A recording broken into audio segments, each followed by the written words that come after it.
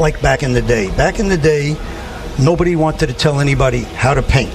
Nobody wanted to tell anybody what brushes you were using. It was all secret. Yes. But today with Facebook, we all talk to each other. There's a lot of events that I go to now. There's the Syracuse Nationals, upstate New York. There's about a good 75 pinstripers from all over the world that come there. And we all pinstripe for charity. And it's called Artie's Party. I was just going to bring up Artie Schilling, because he's a good friend of ours. He does Artie's Party. Right. He kind of, I don't know if he pioneered it. He told us about it a few years ago. He does it down. He's in Myrtle Beach, and what he likes to do is he called them.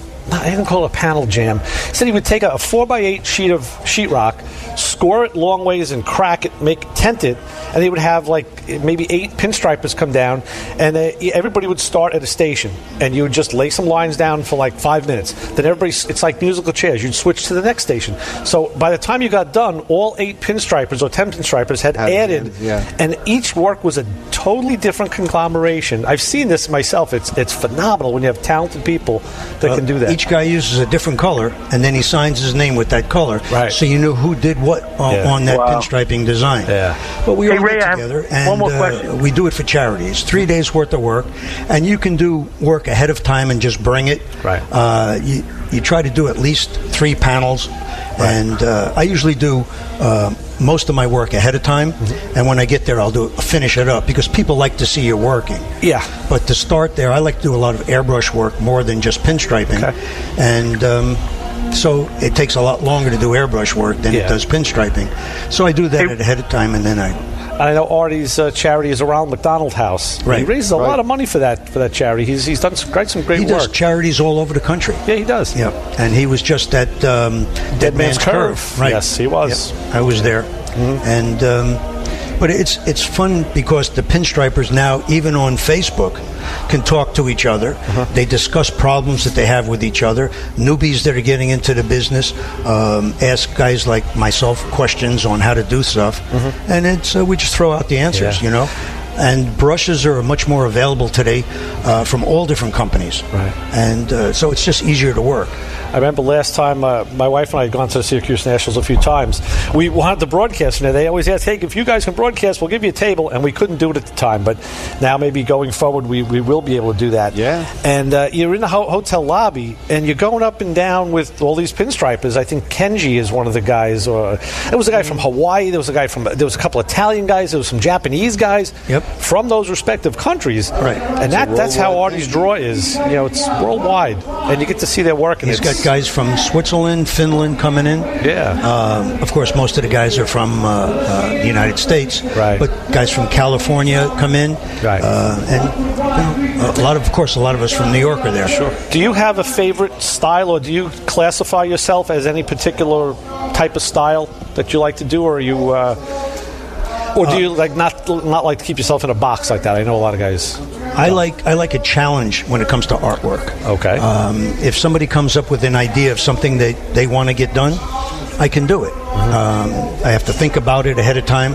Usually today I'll make a layout, not with pinstriping, but with artwork on a car. I'll do a layout ahead of time, and I'll superimpose it in Photoshop on their car so they can see what the job probably will look like when it's done. It's like a tattoo. They make up the mask first, and they lay it on and see, and then you can size it and move it. Oh, that's great. I like to call myself an automotive artist more than just a pinstriper, because I have to say I'm lucky that way. I've been very diversified is the word that I've used with a lot of young guys. If you're not diversified today, you're not going to make it as just a pinstriper. Well, that's what I was going to ask you. The guys who do, the rockabilly stuff, they tend to really hone in on one area, and even on the tattoo shows you see this, and you say, man, how you gonna make it being so locked in? I mean, you could be very, very good, but you think diversity would be the key. Well, that's why I say I'm lucky, because I can hand letter a race car, or I can even do vinyl lettering if I have a vinyl cutting machine, and I can do a layout with vinyl. That's just to stay current with everything else. I can do pinstriping, I can do airbrush work, I do gold leaf, so and then I can do full paint jobs. Like I did the motion cars back in the day, and even more recently I just did an unusual stripe on a 2018 Dodge Charger. A guy had me do racing stripes on it, from the very bottom of the car, up the grill, across the car, over the roof, down into the bottom. Right. But he said he wanted a honeycomb design in the stripe. Oh, wow. Because on the dashboard and the console, very subtly, is that design. Yeah. Right. And I just, off the top of my head, yeah, no problem. Then the more I thought about it, the more I realized how hard it really was going to be. It's like doing geometric shapes or biomechanical stuff. It has to line up. Yeah. I spent 2 days in the shop that I'm now working in.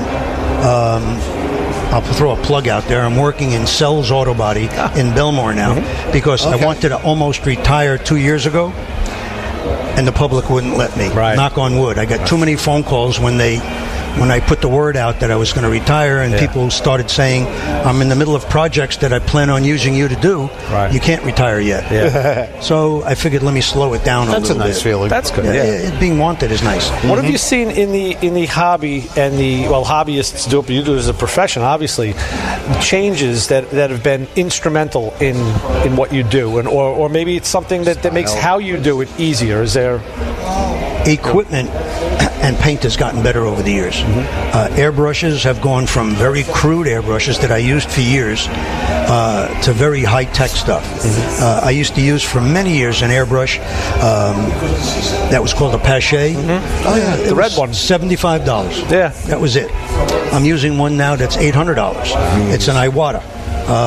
They make spray guns, HVLP spray guns. Right, Yeah. right. And right now I've got about a half a dozen different airbrushes that I use for all different things, and most of them are all Iwatas. The paint today, the urethanes have gotten much better. Yeah. I went from Sickens Paint that I was sponsored when I first opened up a school back in 1990 That's in right. the Motion Performance Building. Yep. A couple of my friends went through that school. They came in and they gave me all the paint, and I loved their material. Yeah. I'm going to say about 4 years ago, I was approached by Pep Boys. I got a phone call out of the Clear booth by Pep Boys Marketing. They wanted me to go to all the Barrett Jackson shows and airbrush in their booth at the shows. Wow. And they said, you have to sign a contract. It's with Sherwin-Williams Paint, Barrett Jackson Auctions, and Pep Boys. And I asked, why? And they said, well, Sherwin-Williams makes a custom line of paint called Barrett Jackson Custom Paints. Oh, wow. And the only place you can buy it is in Pep Boys. Okay. And, of course, at all these shows, they wanted me to use their paint. You can't use Sickens paint and promote Sherwin-Williams. So it was a learning curve for me after a while, and that's what I use now. Because, and it worked out in a funny way, because in one of their products, which is a pearl, it said that you have to break down the pearl first with acetone. So I said to the rep, so that means I can put acetone in the paint and it won't hurt anything. He says, yeah, it just evaporates out. It won't hurt anything. So in my mind, I started saying, if that's going to break down the paint like the pearls, why don't I mix it with the regular colors and break it down even more? And it works out real well because the acetone breaks the paint down finer than their reducers, and it goes through the airbrushes much finer, and I can get a much better detailed picture. That's excellent. You know, we have to say on 90.3 WHPC Motormouth Radio, we are sitting here talking with Gary the Local Brush about past and maybe even future trends. Gary, what do you see in the future for the business? Well, a lot of stuff naturally is going with computers. Everybody's using computers to do artwork. And it's another tool. A lot of people think that it's ruining the business, and it's really not. I mean, freehand pinstriping is freehand pinstriping as far as that goes. But I use masks and things like that to do graphics on cars. I use it to do paintwork on cars because it's just easier than masking something off with masking tape all along. It makes a lot of sense. If you have the ability to have precision like that, you might as well make use of it. Today, customers want to see what the job is going to look like ahead of time. Of course. Years ago, they trusted the artist. They would bring you something, you're the guy to go to, and they'd say, go ahead and do it. And 99% of the time, they were happy with the end result. Sure. Today, nobody trusts anybody, and they want to see what the job is going to look like ahead of time. So, yeah, well, I mean, and they want their input. They want to help you do the job of course, as it goes along. they'll stop by the shop as you're working and say, "Oh, that looks good," or "Can you change this?" or "Can you modify this?" Right. And if you're an easygoing guy, I am. I'll just go along with the customer and make the customer happy. He's paying the bill, so he's got to be happy when. Yeah, exactly. It beats the heck out of showing them a finished product and say, "Hey, you could have done this." Or they say, "I really liked the job, but that's not what I wanted." Yeah, exactly. Big so, butt. Today it makes a big difference. Yeah, and it certainly is. I mean, technology, as long as it doesn't get out of hand, I think is a good tool. You know what I mean? Gary, cars, all can you kinds of tell stuff. us, going forward, how people can get in touch with you, how they can find you? Yeah. Any information you want to put out there, social media information, whatever, contact number, whatever you like? I have a website that's been out there for years. It's really an extensive website. It's localbrush.com. Okay. And my phone number is on there, so you can get in touch with me real easy. Okay. If you want to write me direct, it's real easy. It's Gary@localbrush.com. That's my email address. And I'm working at Sells Auto Body in North Belmore right now. Right. You can call me or you can call them. Right. And it's an interesting shop. They do total restorations, body off the chassis stuff. So I kind of fit in there real well with that kind of your kind of shop. Yeah, kind of a shop.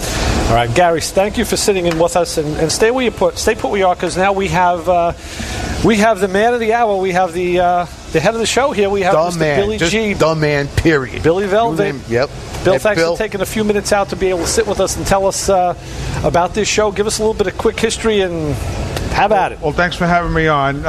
So we had this show. It wasn't the best of weather, but you know what? We had a great turnout. We had 51 cars. Wow. So I didn't count, but wow. So nobody melted today. Yeah, we were saying that. So today was our 60th anniversary of the initial event, which was the original. They call it the Weenie Roast, and as it went forward, it started to diminish in size and duration.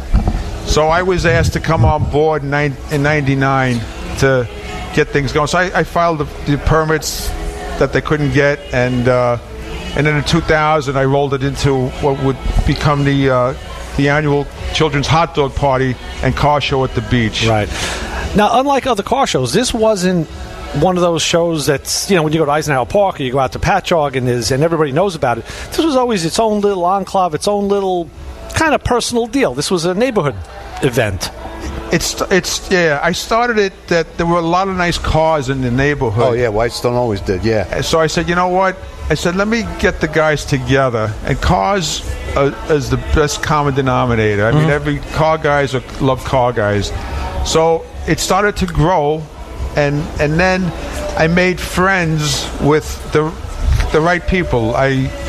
Marty Shaw became a good friend now, and I know you had Marty on earlier, and then I started to go after different cars and got introduced based on the credibility of people that you can drop name drop, and then name dropping is Marty. Fun. Then Marty was approached by Alana Scher from Hot Rod Magazine about coming east and doing some type of how the guys in the East Coast, what do they do with their cars? And Marty, are you available to meet? And Marty said, no, you're not going to meet me. You're going to meet Bill Giacchio. Yeah. So Alana came east, and we spent a couple of days together, and I took her around, and I said, and she said, well, what's the deal on the East Coast? I said, we store our cars one garage at a time, 110 by 20. Yeah. And we went around, and then Alana liked what we were doing. And in the 50th anniversary of Hot Rod Magazine, actually, she proclaimed the Malibu Car Show to be one of the top 10 spots you have to go see if you go east. Absolutely, yeah. So it was really nice. And the show then just took legs. And today I was very fortunate. We got Gary the Brush here. And, Gary, we know, did all of the motion cars back in the day, the body work, the paint schemes, and then Marty with the PR. And, we all hung their posters in our bedrooms and and our garages. Garages. Yeah.